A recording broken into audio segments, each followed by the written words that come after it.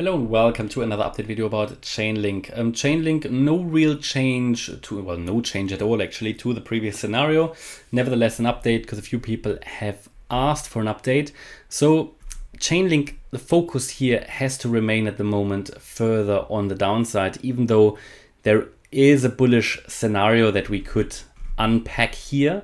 Yeah, similar to the Polkadot video. If you watch the Polkadot video I just released, it is a very similar situation, but for Chainlink, yeah, it's the same situation basically. The thing is here, it is even clearer in my opinion that there has to be another low, still below the 50-day moving average here in yellow at 694, still below, even though we tried to get above this today and we're fighting at the moment, still below that $6.45 resistance area. It's a bit of a range anyway, yeah.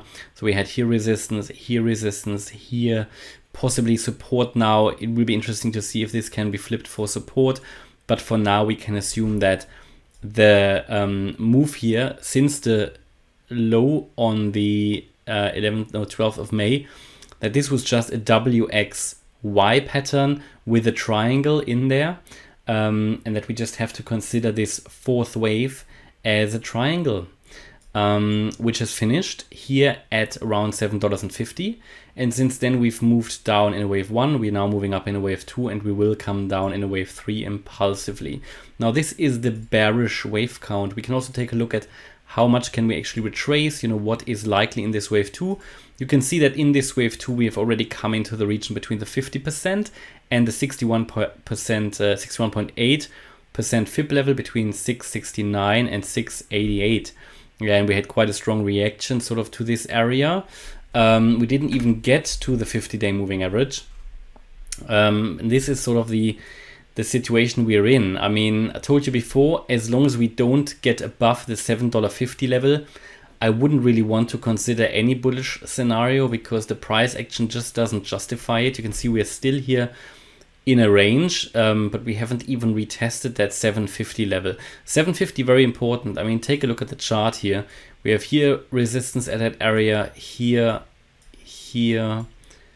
very clearly, here again, and here. So this will be interesting when we approach that 750 level again, how the market is going to react to it.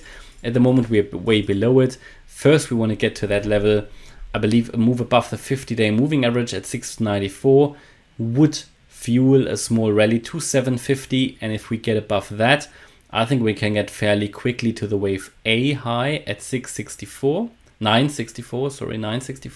and if we get above that level, then we can get to the 78.6% fib level at 1135.